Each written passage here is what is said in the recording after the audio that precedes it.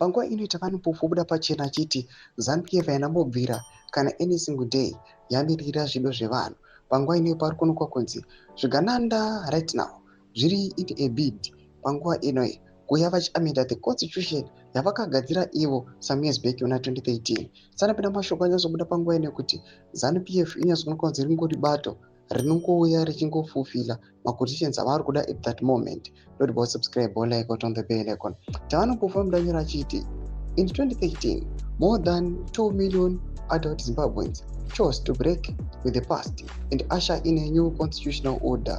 12 years on, ZANU-PF now seeks to mutilate that constitution, hiding behind a resolution adopted by roughly 200 inhabitants, completely sloshed either by wine or a coin, but properly and verifiably sloshed nonetheless.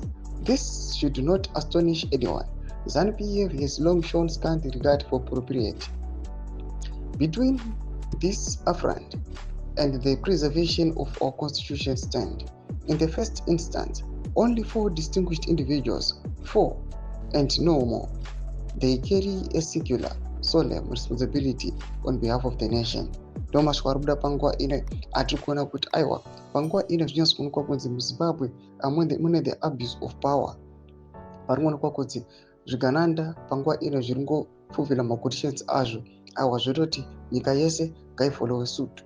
Panguva ino muna 2013 takavaona vachiisa the amended constitution yavakagadzira ivo, and panguva ino 12 years after vakuona kuti aiwa vakazvisungirira pakona hatichabudi, they now to amend again. Tiudze mafunguro enyu muri kudii pamusoro pechitiko ichi. Pinda kumasection medu mafunguro enyu. Subscribe or like, or on the bell icon.